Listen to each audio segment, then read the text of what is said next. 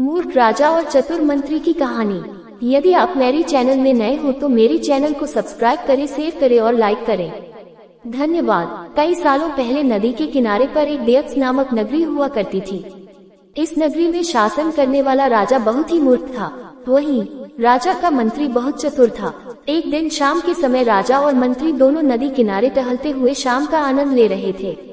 तभी राजा ने मंत्री से एक सवाल पूछा, क्या तुम बता सकते हो कि यह नदी किस दिशा में और कहां तक बहकर जाती है?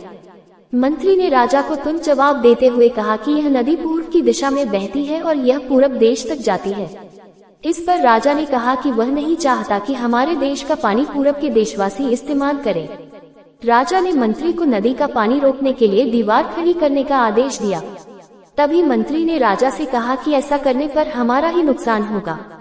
राजा ने गुस्से में कहा कि पानी हमारा है और पूरब देश वाले मुफ्त में इसका इस्तेमाल कर रहे हैं और तुम बोल रहे हो कि हमारा नुकसान होगा। इसमें हमारा कुछ नुकसान नहीं होगा। तुम जल्दी से जल्दी नदी में दीवार बनवाने का काम शुरू कराओ। मंत्री राजा की आज्ञा का पालन करते हुए कारीगरों को बुलाता है और नदी के पास दीवार बनवाने का काम शुरू करवा देता है। नदी में दीवार बनाने का काम तेजी से चलने लगा और कुछ दिनों में दीवार बनकर तैयार हो गई। ये देखकर राजा बहुत प्रसन्न होते हैं, परंतु उनकी मूर्खता के कारण कुछ दिन बाद जब बारिश का मौसम दस्तक देता है तो नदी का पानी पूरे गांव में भरने लगता है। धीरे धीरे पानी लोगों के घरों में घुसना शुरू हो जाता है। इससे परेशान होकर सारे नगरवासी एकत्रित होकर मंत्री के पास आते हैं। मंत्री उन्हें आश्वासन देता है कि वह इस समस्या का हल ढूंढ निकालेगा। लोगों की परेशानी सुनकर मंत्री समाधान निकालने के लिए एक योजना बनाता है। उन्होंने राजमहल में समय को बताने के लिए घंटा बजाने वाले शख्स को इसमें शामिल किया। वो समय के अनुसार घंटा बजाता था, जिससे लोगों को समय पता चलता था। मंत्री ने उसे कहा कि आज तुम प्रति घंटे की बजाय हर आधे घंटे में घंटा बजाना। उस आदमी ने मंत्री ने जैसा कहा वैसा ही किया। इससे जब सुबह के 3 बज रहे थे तो उसने 6 बार घंटा बजाया। 6 घंटे सुनकर राजा और सभी नगर वासियों को लगा कि 6 बज गए हैं और सुबह हो गई है। राजा उठकर बाहर आता है तो वहाँ मंत्री पहले से मौजूद होता है। बाहर अंधेरा देखकर राजा मंत्री से पूछता है कि अभी तक सूर्योदय क्यों नहीं हुआ है। राजा के सवाल का जवाब देते हुए मंत्री ने कहा, महाराज प्रातःकाल हो चुकी है, पर हमने पूर्व दिशा वालों के यहाँ पानी को जाने से रोक दिया है, तो शायद इसलिए उन्होंने हमारे यहाँ सूर्य की रोशनी को आने से रोक दिया है।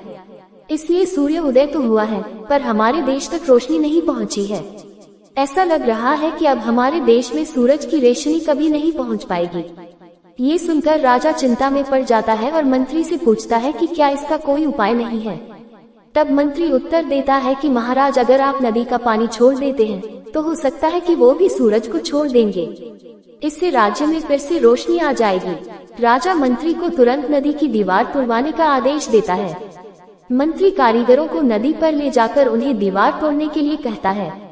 कुछ घंटों में कारीगरों ने दीवार गिरा दी और तब तक सूरज के निकलने का समय भी हो गया था।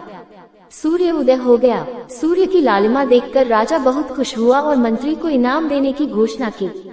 राजा ने मंत्री की तारीफ करते हुए कहा कि तुम्हारे कारण हमारे राज्य में फिर से सूर्य उदय हो पाया है और तुमने हमारे राज्य को अंधकार से बचाया है।